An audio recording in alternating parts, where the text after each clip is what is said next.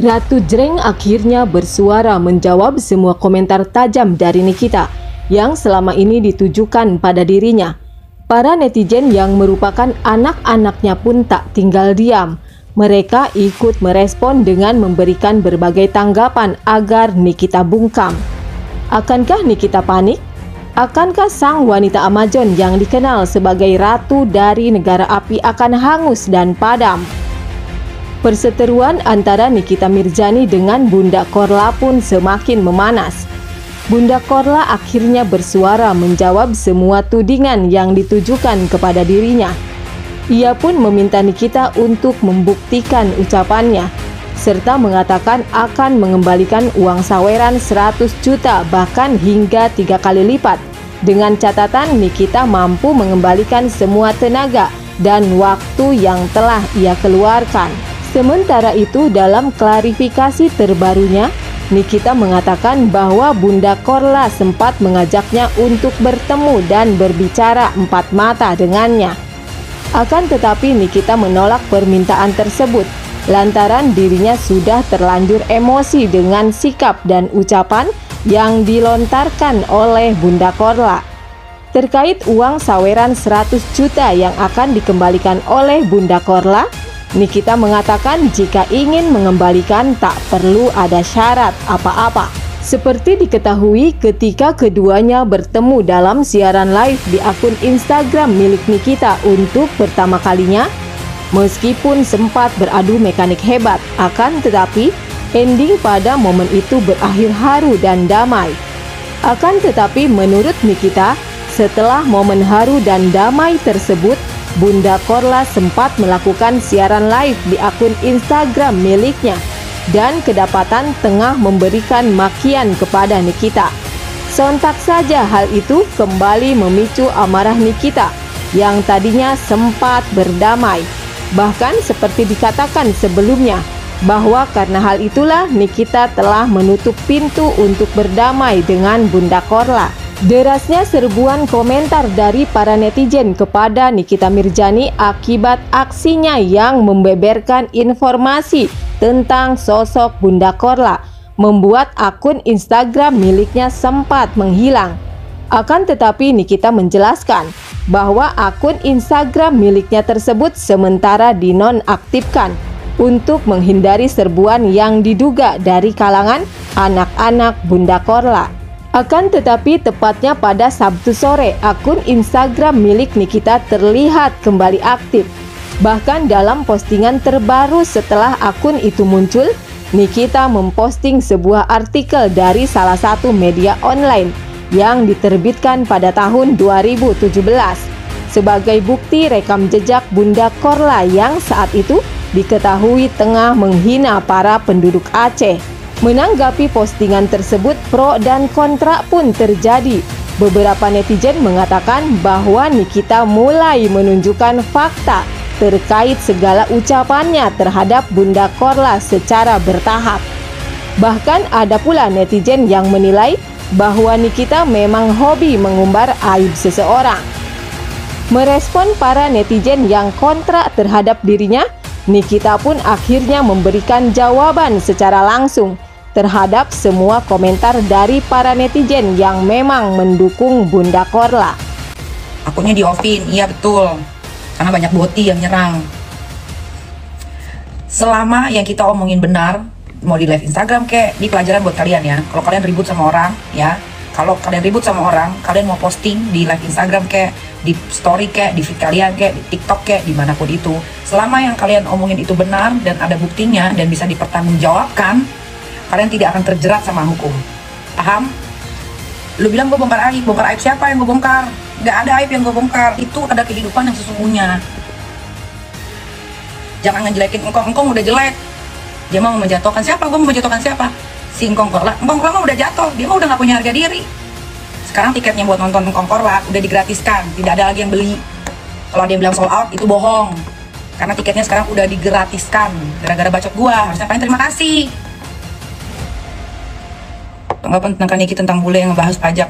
Bulenya bule miskin atau bule berotak? Apa bule pansos? Bukankah juga teman-teman dekat artis super kondangan super kaya sahabat Nikita Marijan yang merupakan sahabat dekat yang tampil setiap hari di TV. Mereka gendernya laki-laki, namun mukanya dioplas, bibirnya kayak cumi-cumi, hidungnya dimancungin seperti orang bule, matanya yang tadinya sipit diblowin, habis itu soft lens, mata kayak kucing, kayak burung hantu, alisnya kayak bulu kuda, ditebelin, disulam, make up, rambutnya dipirang-pirangin. Itu mereka adalah laki-laki dan juga bergaya seperti rayuan di Pulau Kelapa, melambai-lambai. Bagaimana dengan almarhum Bunda Dorce yang telah meninggal beberapa bulan lalu, di mana dia juga telah tampil di Indonesia meskipun undang-undang perihal LGBT itu sudah keluar, di mana tidak boleh ada katanya transgender dan LGBT dengan gaya perempuan tampil di televisi karena memberi dampak yang negatif bagi nusa dan bangsa, khususnya bagi anak muda. Jika tidak ada mereka, mau transgender, mau LGBT, mau apa, dunia televisi Republik Indonesia tidak akan ada hiburan karena sense of humor, sense of seni, sense of ketawa, keceriaan, 99% datang dari kaum ini. Saya tidak membela mereka, saya tidak anti mereka, saya bukan anti hetero, anti LGBT, tapi artinya kita saling menghargai dan saling terima ciptaan Tuhan seperti mereka apa adanya. Terima kasih. Aku setuju banget sama pendapatnya Bunda Korla karena mereka itu tuh ketat dan pembayaran pajak mereka itu sangat ketat.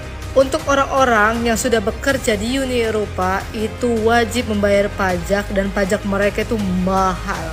Jadi mereka itu setiap gajian udah selalu dipotong, gak cuma pajak aja tapi juga kayak asuransi kesehatan, asuransi jiwa itu sudah dipotong otomatis. Ini lucu banget beneran. Kayaknya Mbak Nikita nih habis selesai urusan di Serang jadi makin lucu ya. Itu ngapain sih dia pakai pengaduan ke kedutaan Jerman. Kedutaan Jerman tuh nggak ngurusin kayak beginian. Seandainya pun ya misalnya si Bunda Korla ini punya urusan pajak di negara Jerman sana, itu bukan ranahnya kita juga buat ngurusin kayak begituan. Kamu tuh kalau punya masalah sama orang jangan suka ngebelit-belit begitu deh. Jerman itu adalah negara terkuat di Eropa dan negara G7, dan negara terkuat setelah Amerika, China, itu adalah Jerman. Dan sistem birokrasinya dan sistem pemerintahannya sangat ketat, apalagi bagi orang-orang Asia alias WNA yang bekerja di Jerman. Benar sekali apa dikatakan Bunda Korla. Jika Bunda Korla bekerja di McDonald's, itu tidak mungkin kalau dia memiliki masalah dengan pemerintah. Karena namanya tercatat jika dia bermasalah, apalagi dia tidak bayar pajak. Dan boro-boro bisa keluar dari Jerman. Karena di bandara saja dia akan ditahan. Karena ada hal-hal yang outstanding, yaitu tidak bayar pajak, itu menjadi buron. Yang suka bertanya-tanya, memang kerjaan lu ngurusin orang yang gak tahu diri, yang merasa sedang dianggung-anggungkan, merasa di atas, dia bisa melakukan apa saja. Kalau buat gue, orang yang sudah keterlaluan itu harus diluruskan, apalagi si manusia ini kan sudah lupa sama orang-orang yang menolong dia dulu, dia sebelum kayak gini. Dia lupa, dia blok-blokin semua itu nomor. Kalian netizen tidak mau menerima kenyataan, karena kenyataan itu pahit. Kalian tuh benci sama orang yang terlalu berkata jujur. Itu kalian. Katanya di Indonesia ini agamanya kuat. Katanya di Indonesia ini gak boleh ada LGBT, karena LGBT itu setan, dosa, segala macam. Sekarang LGBT yang jelas-jelas LGBT memotong kelaminnya, kalian sanjung-sanjung. Sekarang ada LGBT yang tidak mau mengakui jati dirinya, tukang bohong, pencatu narkoba, juga penjual penjajah seks komersial di Jerman. Lu agung-agungin. Tapi di Indonesia ada LGBT lain lu hina-hina. Jadi gimana yang bener? Kalau mau hina satu, hina semua. Jangan di kotak-kotakin. Karena kan dia selalu bilangnya diri dia perempuan. Kenapa dia nggak mau berdamai dengan hatinya? Bilang aja, iya gue laki-laki, gue transgender. Pasti dia dapat banyak simpatik lagi sama masyarakat. Percaya sama gue. Engkong Korla itu punya 2 warga negara.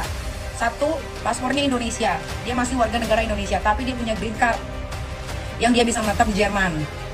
Paham? Makanya kalau dia ke Indonesia, ya pasti bisa orang dia pakai paspor Indonesia buat pulang. Kecuali paspor Indonesianya sudah diambil, dia cuma punya green card dari Jerman, susah tuh dia mau keluar. Makanya kenapa Engkong Korla bisa ke Indonesia, karena dia punya 2 citizen. Tahu citizen nggak? Google. Dia tuh masih warga negara Indonesia, tapi dia punya green card, ya, karena dia sudah tinggal. Jadi kalau kalian mau punya green card tuh gampang di Jerman. Kalian menetap aja 6 bulan di sana, gampang, dapet tuh green card. Dia tuh 3 tahun harus kerja untuk pemerintahan Jerman untuk membayar pajak. Lu kalau punya saudara di Jerman, lu tanya bagaimana pajak di Jerman itu. Nah, buat teman Paris yang katanya lawyer internasional, coba dicek nomor pajaknya si Engkong Korla. bermasalah atau tidak. Karena kalau tidak, kalau bermasalah, nanti HHW bakal kena masalah lagi. Bagaimanapun Holy Wing itu adalah rumah gue, ya, itu rumah gue. Mau sekecil apapun uang yang gue taruh, itu tetap ada uang dan ada nama gue di situ.